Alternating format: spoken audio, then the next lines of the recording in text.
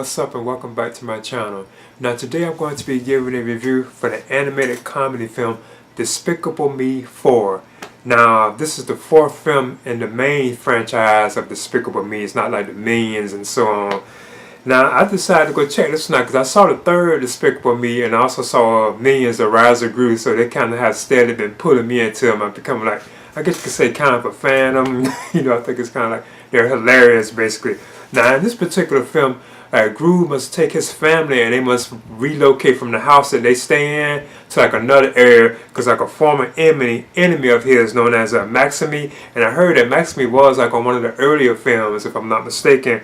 He shows up and threatens like Gru's life, you know, so that's why he has to relocate his family to like another location.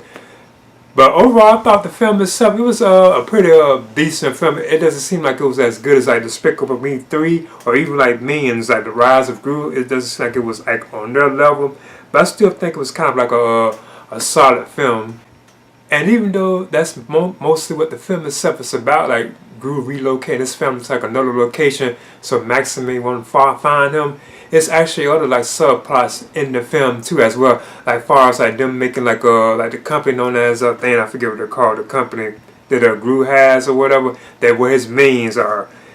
That company is making like super minions, so they have like various different minions with like superpowers and so on. So at the same time, you have that kind of subplot going on because they even send them out like on missions to like AVL. They even send them out on missions like the super minions to like help people like save like, you know, the city and so on, like stop crime. But you also have like this other plot in the film where like the family is like adjusting to like their new lives like in this new location. You also have like this young girl known as Poppy Prescott.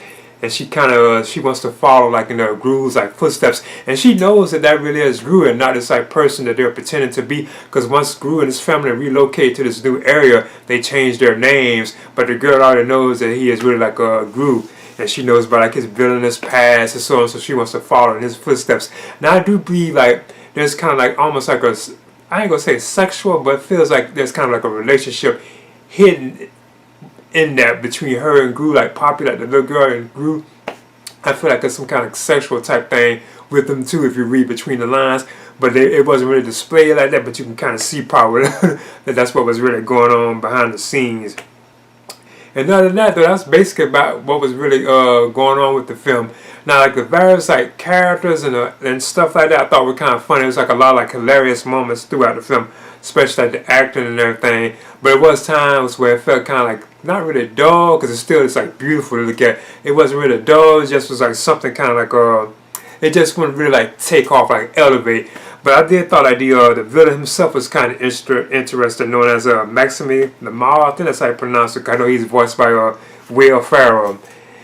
Now he has like some kind of ability where he changes into like a roach, and I thought that was kind of odd. He has all these roaches all around him and so on. He even has like this huge like flying like roach like a vehicle that flies in the air that looks like a roach. So I thought all them kind of moments were just it was kind of just weird and odd, but I thought they were like funny.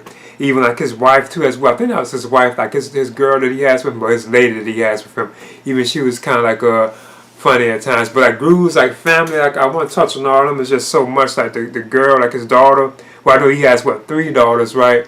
He has like the 3 daughters, and he has like the new boy, like the baby one. That's like a boy, that's the one, and this is spoiler territory that Maxime is threatened to kidnap if he can find Gru, like locate where Gru is located. Now this film is directed by Chris Renard. I think that's how you pronounce it, Renew. And I thought it was like I've been hearing about like the reviews for this particular film. I think it's like solid.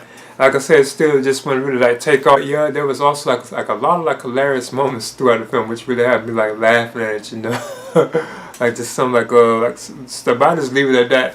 Like I say, that's basically what the film itself was about. Like Maxime and like his wife known as Valentina. I think that was his wife.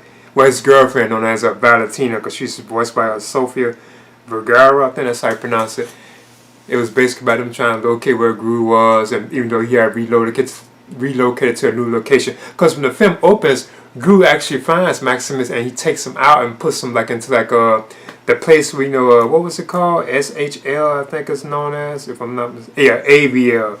He puts him like in there where he's like locked up and so on, but then eventually he escapes.